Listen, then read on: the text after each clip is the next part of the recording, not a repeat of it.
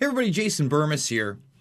And recently I came across this Inside Edition article, now about 2.5 weeks old, when I was perusing the internet about loose change and I was trying to find the recent Esquire article that was written by John McDermott. We'll get into that a little bit later.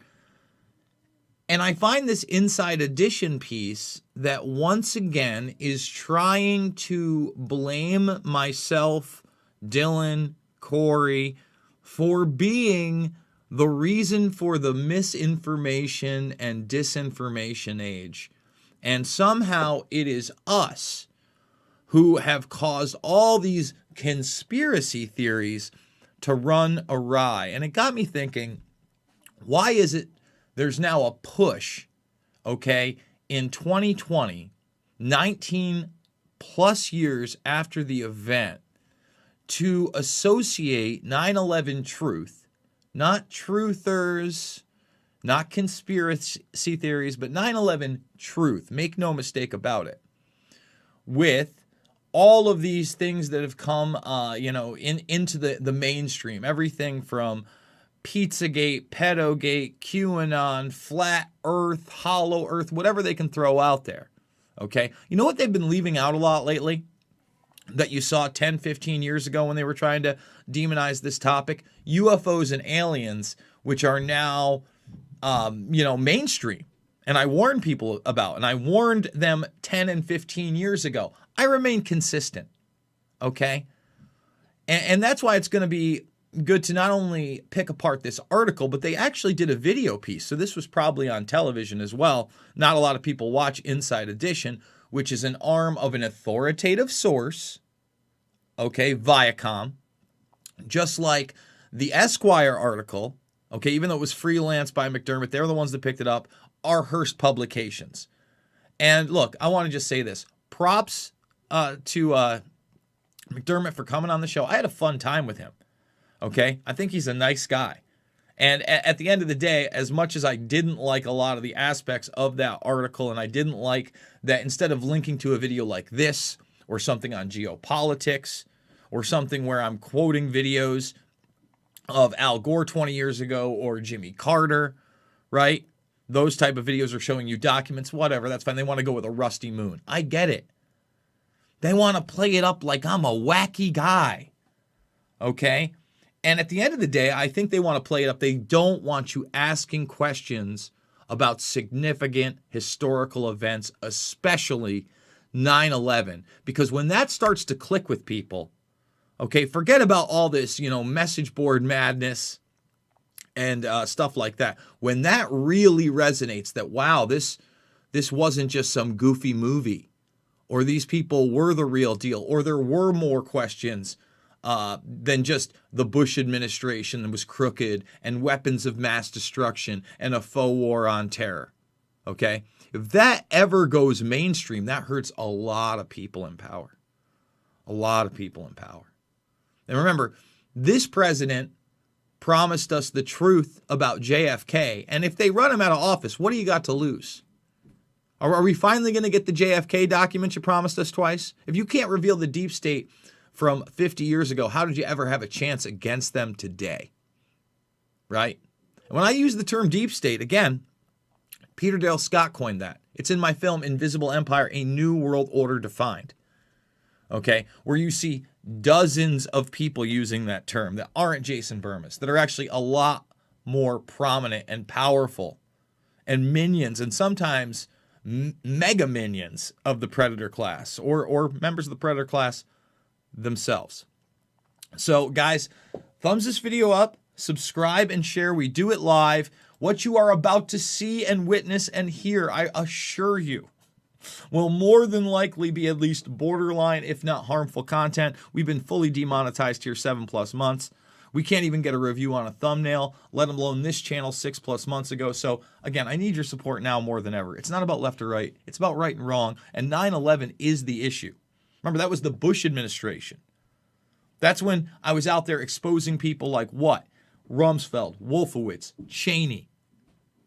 Those guys that Cheney, you might see him making a comeback in the old Biden administration. Awesome. Thumbs up, man. Great. Great. And by the way, I want to challenge the writer of this article to come on my show like McDermott did. I never got reached out for this. Maybe Dylan did, but Dylan probably refused. I doubt they contacted any of us because this was just a stark hit piece with someone named Jonathan Kay, who's basically, been, out there bad-mouthing and lying about 9/11 truth for well over a decade. I would love to debate Jonathan Kay.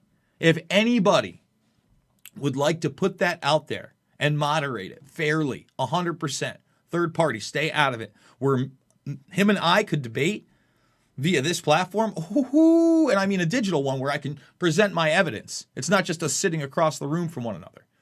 This is the ideal platform for me because I can do it live. So if you like this sort of content, again, $5, $10, $15, guys, it means the world to me. Again, thumbs the video up, subscribe and share, join the Burmist Brigade. Make sure to follow me on Twitter and check out all the documentary films, especially Fabled Enemies and Loose Change Final Cut. After you watch this video, those are two great ones to watch to show you I'm not blowing smoke up your ass about 9/11.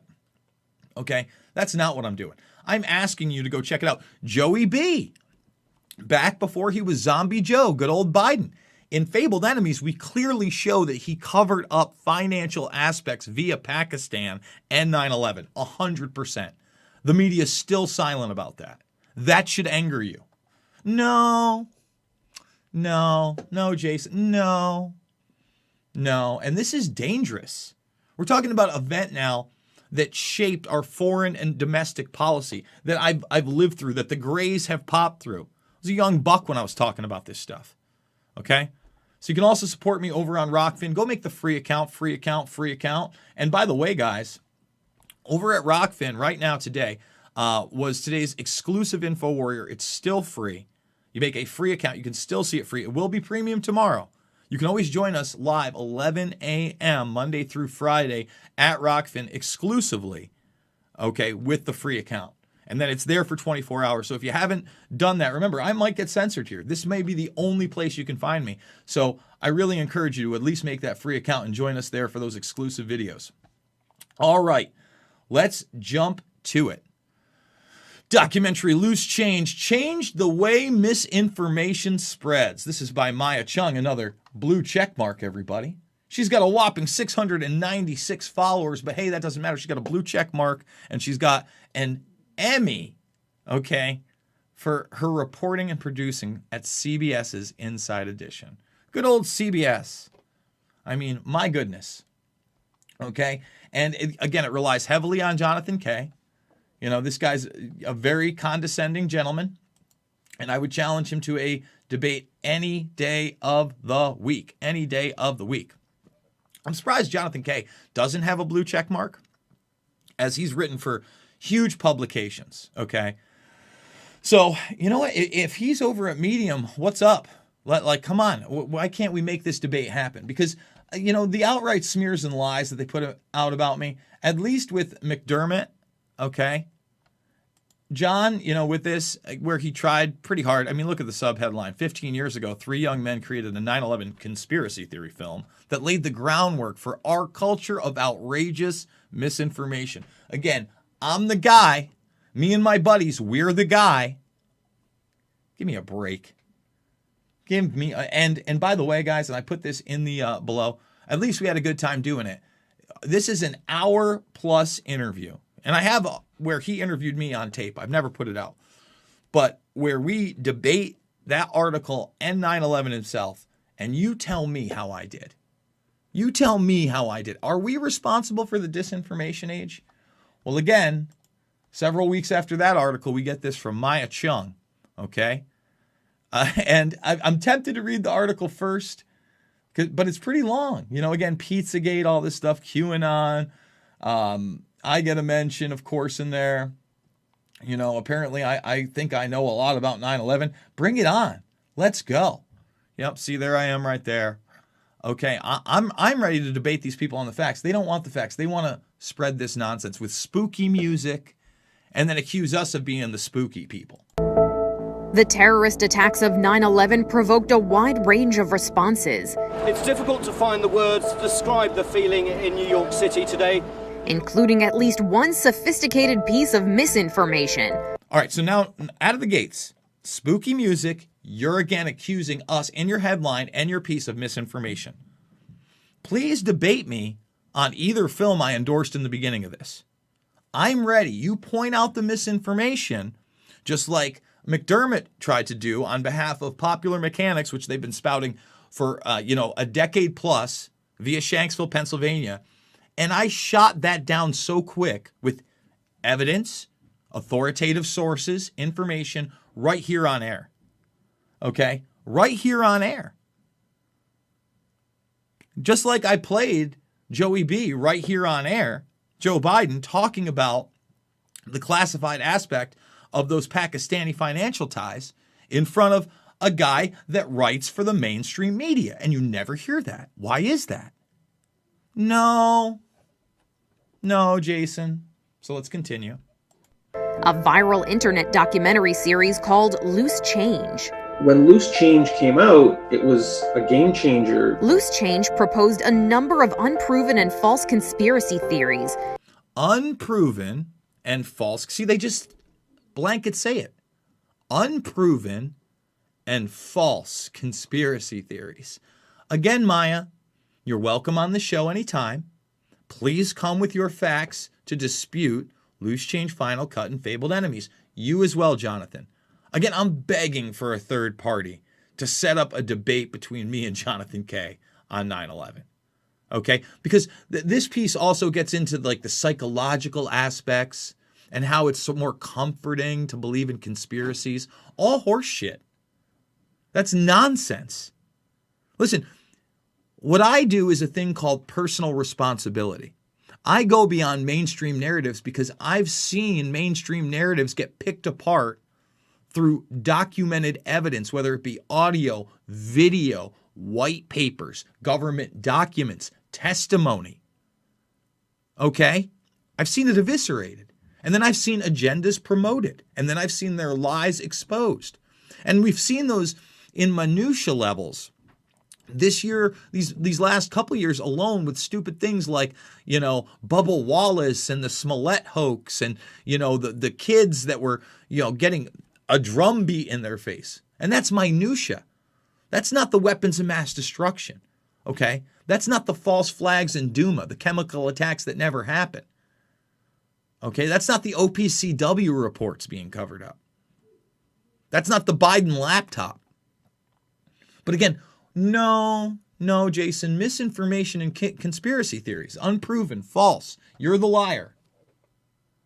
Including the suggestion that the U.S. government was behind the attacks. Journalist Jonathan K. has written extensively on conspiracy theories. Journalist Jonathan K. These were the first people who took the conspiracist culture of the internet and said, let's turn this into something that looks like fairly slick entertainment. Like, that's ridiculous. Like, again, so you want to present information to people. You want to do a documentary film. What should you do? Make it look shitty? like think about this. Well, these are the first people that made it look good and sound good and have a good, and again, they disregard everything. And I'm the first one to admit that production value helped this one go heads and shoulders above other films that were already out there about 9/11. Okay, you had Jones's 9/11, The Road to Tyranny. Okay, later on you had 9/11, Martial Law. Okay, those were both around that same era and before that era, really. Okay, there were plenty of documentaries. There was one by the Guerrilla News Network that was out there when GNN was around, GNN.com. A lot of people don't remember them. Okay, Michael Rupert had put some stuff out, lectures, and people had hacked some stuff together. I think it was Painful Deceptions was out there. The bottom line was, yes, production value matters, but for them to act like, once again, we did it because, we're going to really, how dare us? How dare us want people to see the information? They always tried to make it like it was a con. Like we went in there, we really want a con, like we want the U.S. government to be involved in an international intelligence operation like 9/11. And I don't mean the whole government. I mean, you're talking about continuity of government, shadow government. We're talking about doomsday planes that were in the air. We're talking about unaccountability. We're talking about presidential emergency operating centers. And we go on and on and on and on and on. In an international intelligence operation. But I'm the cuckoo guy. I'm speaking words that are more than 3 syllables sometimes. Okay? So I'm nutty. I should tone it down. And because it's entertaining, people are going to watch it. And because it's slick video, people are going to think it's authoritative. They're not going to think it's like some weird guy who's on the street corner just like handing them some amateur hour leaflet. So I did that t-shirt in the middle there. And some weird guy on the street handing him a leaflet. So I don't know, guys. I got almost 60,000 subscribers. I think I'm, don't get me wrong. I'm a bit of a weirdo. I think we all are, right? I don't think I'm that smart either, but I'm no dummy. But if there's anything I am, it is a pretty average social creature. Maybe I have the gift of gab, but if I were on a street corner giving you these things, because I have been that person, why does that make me less legitimate? I mean, remember when they said you stood on your soapbox? That's because people used to have to get out in the streets, get on a soapbox above people, speak loudly to communicate with them. That was one of the mediums of the day. And obviously one of the mediums that we've had for quite some time now is film, okay? And maybe the most effective medium of my generation. So how dare we do it well? Change may have satisfied a need for people during an unsettling time, as social psychologist Sander van der Linden explains. Conspiracy theories are attractive for people on a psychological level for a variety of reasons. They feed into what we call existential needs. So our anxieties and worries about death and the state of affairs and the world and the future. So now you're concerned about existentialism. First of all, like to lump conspiracy theories with the universal fear of death sounds pretty ridiculous to me, but hey, whatever. He's got a degree, right? He's an authoritative source. Jonathan Kay just used that term, right? But then when you're looking at the affairs of the world, okay, when you have a critical eye on what's going on, now you're into conspiracy theory territory. What kind of Orwellian nonsense are we being fed here? Okay, but again, Maya Chung, please, I'd love to have you on the program because you did so much research on 9/11 and how it's all about unfounded conspiracy theories when it comes to Jason Burmis and loose change. So sort of these existential threats. And so, whenever they tie into that, it helps calm people down. It gives people a sense of agency and control over their lives. A simple narrative. A simple narrative. A woman holding a say no to Bill Gates thing, a simple narrative to say no to billionaires who obviously love us. We shouldn't be questioning anything about COVID 1984. So again, the push, guys, it's to censor everything outside of a mainline narrative, and they're not done with 9/11. That's what pieces like this are. And they're retroactively trying to blame a guy in an affliction shirt from over a decade ago, okay, in his home office using a $50 webcam and a rig that probably at best costs $3,000 to reach people. He's the bad guy. He's the new crazy uncle or guy on the corner. Don't believe him if he produces slick media or makes real points based on evidence. No. To hold on to a simple explanation for otherwise seemingly complex and random events. Do you even know what we're talking about, man? You read a report 4 years ago and you think you know what happened. Kay says the medium was particularly effective at carrying its message. Around the time of 9/11, when you saw well-produced video, it was authoritative. Back then, it was very difficult to make good video. It was good to get good digital video, and it was a special skill to edit it. It still is. Like, I get it. There's more content creators out there. Guys like Jamie Deluxe obviously do like an awesome job on their phone editing now. Okay. But in order to do like a film, 80, 90 minutes, and he tells you, listen, these days it couldn't go viral. It's not because I don't think it's the attention span issue. I think it's the issue that everything just gets censored. And they don't even talk about that censorship, okay, during this, which is just ridiculous. They're just like, well, it's just too good. It's just too entertaining. It's just too well produced, so it became authoritative. How dare they? We don't want a level playing field. Film's persuasive power had more to do with its production values than its arguments or information. Nonsense. When I tell people lose change, I tell people to try and be aware of like how much they're being affected by the music. It's like sort of like this techno, but it has kind of an ominous sound to it. So this is a clip from the film, obviously. It seems a very long bow to me, but are you sort of suggesting that this worked in the favour of the Bush administration? It's Hunter. Oh, absolutely. Hunter Thompson. Absolutely. Absolutely. And most of the argument isn't being done with words. Most of the argument is being done with images and music. Now, here's the thing. Images, okay, first of all, no. It was articles. It was government documents. It was news excerpts. Okay? So how deceptive is that, Jonathan K? My goodness. For them to literally just disregard any of the points we were making in those films, especially Loose Change Final Cut, should disturb so many of you. So many of you.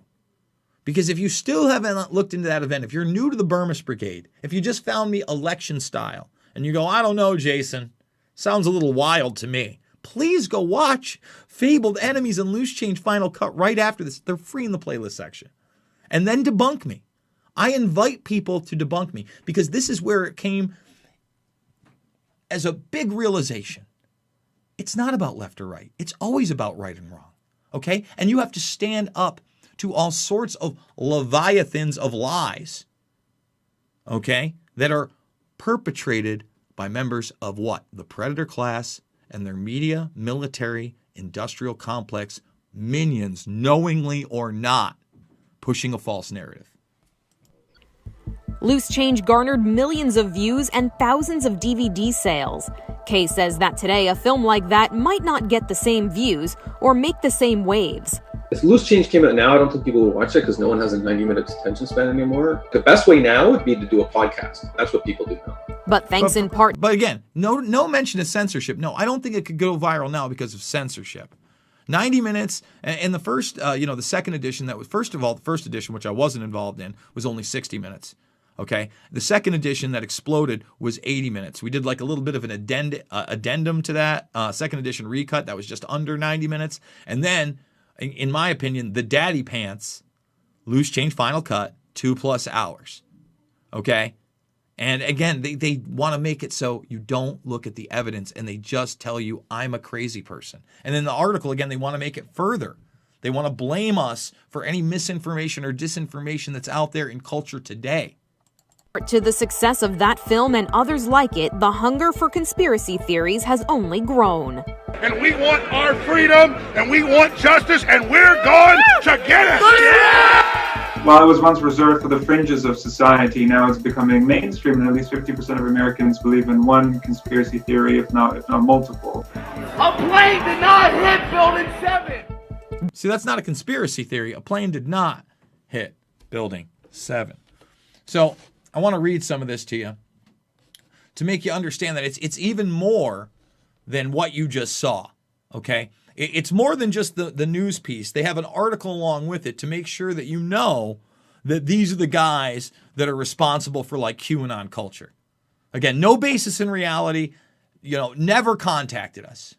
On September 11, 2001, 19 members of the Islamic terrorist group Al-Qaeda hijacked 4 planes in the United States, crashing 2 of them into the World Trade Center and another into the Pentagon. A 4th plane, United Airlines Flight 93, crashed in a field in Pennsylvania after passengers fought back against terrorists. Now, that line right there should be contested. I mean, that should be factually contested. We factually contested that with this man. Okay? And let me see if we're going to go right there, because I feel like maybe we should play it. Okay? Because at least in the background, do I show, I want to say before that, before the clips. See, we do it live. Thumbs the video up, subscribe, and share. Yes. So I want to just jump over to here and point out that you can easily find, this is a gentleman with his son outside of a church in New Baltimore with debris in his hands. Okay? Now, if you see here with that circle, that's New Baltimore. Okay, that's New Baltimore. That's where the debris is in Indian Lake. That's the crash site. It's 8+ miles away. But again, they don't fact check the fact checkers. This woman right here, I don't have her name on me. If you watch it, I give you her name. I show you the authoritative sources that say that she lives in New Baltimore. Right there, that is debris from Flight 93. So right out of the gates in her first paragraph, Maya Chung, you're not correct. You're in imagination land. You're in Propagandaville. You're spreading misinformation. Okay? Do you get it? Huh? Bueller? Am I the only one that lives in a place called reality? Yeah, I believe my eyes and ears most of the time. Nearly 3,000 lives were claimed, and many others were changed forever in attacks that shocked the American public. No, we were all changed. It brought us the faux war on terror that's still going on today. Make no mistake about it. You still have to take your shoes off at the airport. It brought us the body scanners. Okay, here we go. 4 years later, in April 2005, a 21-year-old aspiring filmmaker, Dylan Avery, falsely claimed in the film Loose Change that the U.S. government helped carry out the attacks. No evidence. They just get to say whatever they want. Max Cleland, who said the whole 9/11 Commission was a scam, I have him on video. It's a scam perpetrated on the American public. I played that for John McDermott. Didn't make his article. Wasn't the theme of it. But this isn't even his. This one's making outright claims that were liars. In November of that year, Avery released another edition of the film titled Loose Change 2nd Edition with help of his friend Corey Rowe 23, who had served in the Army in Iraq and Afghanistan, and another conspiracy theorist, Jason Burmis 26, who was named a researcher on the film because he was reportedly obsessed with alternative theories about what happened on 9/11 and had spent a lengthy amount of time gathering documents and footage from online forums. Yes, I did. Hence how easy it was for me to bring up that evidence, and I could do it here against any of these chumps now. But they just go, no. It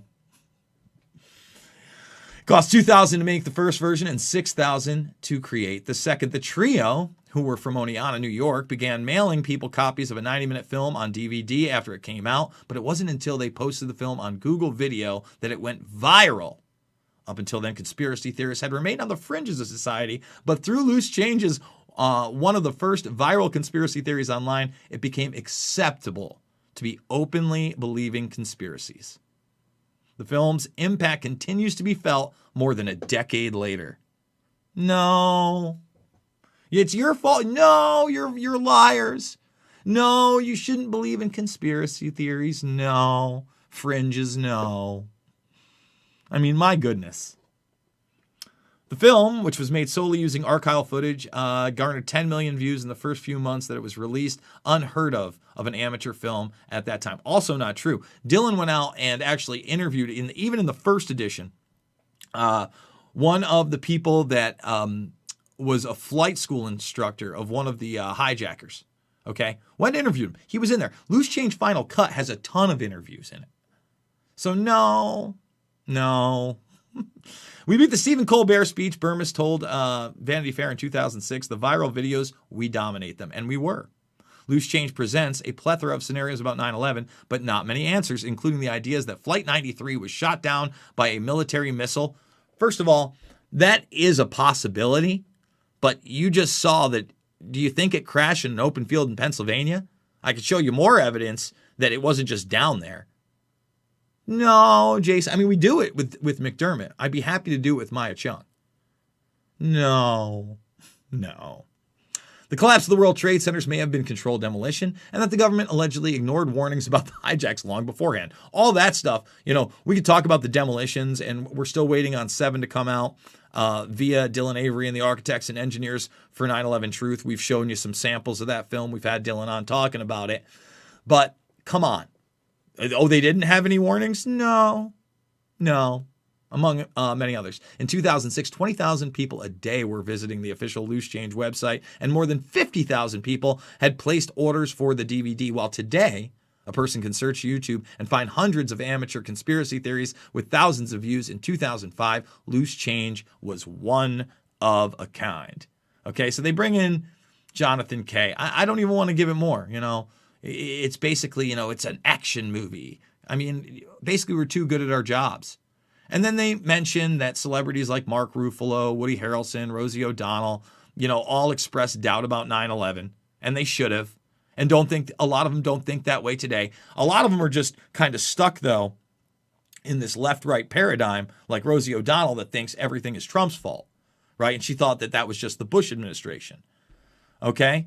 But here's where we get into it. We found clear evidence that the United States is strongly a conspiratorial society, said the lead author of the study, Christopher Bader, okay, a sociologist at Chapman University in California. The proliferation of conspiracy theories continues in society today, with new theories like that of Pizzagate and QAnon popping up regularly. All falsehoods catch fire.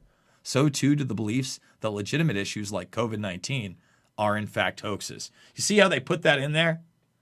You see how they put the hoaxing now of COVID? You can't question COVID-19 84. And by the way, we think COVID-19 not only exists, but the large amount of evidence suggests via the fact you had members of the CCP saying it was a government bioweapon. We've had Pompeo saying it looks like it was manufactured in the lab in Wuhan. We've had a Nobel laureate talk about the inserted HIV that must be done in a lab. All those things, okay? But no, Jason, you're not allowed to talk about those things. Again, we're the problem. Loose change, don't question 9/11. That's probably, the next big thing we need to say. You think that it just ends at Holocaust denial, right? No, it's 9/11, okay? Jonathan Kay's always kind of like pseudo kissing our ass, sarcastically saying, we really raised the bar with the multimedia production. So if these people want to debate me, I'm ready to do it. I'm ready, especially Kay. But Maya, come on, Maya. What you doing, girl? Come on. You didn't even contact us. And you want to put that out? No, I have an Emmy, Jason. No, there's a blue check mark, Jason. No. But Kay especially. He's been talking smack for years, and I'd love to dig in. And I know that I'm pretty sure he did a debate with Tarpley years ago. So I'm not Webster Tarpley. I think Webster Tarpley is great, but, I'll go for the jugular. I promise. Guys, thumbs the video up, subscribe, and share. Join the Burmis Brigade if you're already not a member. Let's get to at least 60,000 strong before they pull us, saying that was too harmful to talk about. How dare you defend yourself, Jason? How dare you play a mainline video piece in the article and try to refute it with evidence? How dare you? That's why you're demonetized. That's why you can't super chat in here. So $5, $10, $15, it means the world to me. Big donors, couldn't do it without you. We're, halfway into week 2. I'd really love to see it get up to about 1,500 over the next couple days. Again, guys, every little bit counts.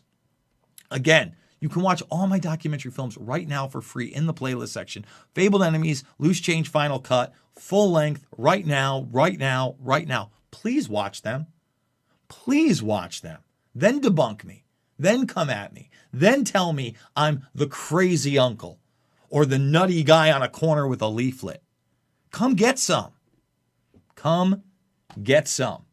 Okay, guys? Those are the films. Follow me on Twitter. And remember, Rockfin. What is it? Rockfin. Make your free account right now at Rockfin. And then you can go check out today's exclusive video. Monday through Friday, we do it live at 11 a.m. Sometimes we go for 20 minutes. Sometimes we go for 30. Because sometimes we go for an hour. I want to start going for 2. But with no commercial breaks and no guests during the middle of the day, it's kind of tough. I'm not going to lie. But Again, we're not putting any of that up here today. So go check out The Rockfin while you can, because it comes premium tomorrow, but you can join me live at 11 a.m. tomorrow. I love you guys, and I'll see you on the flip side.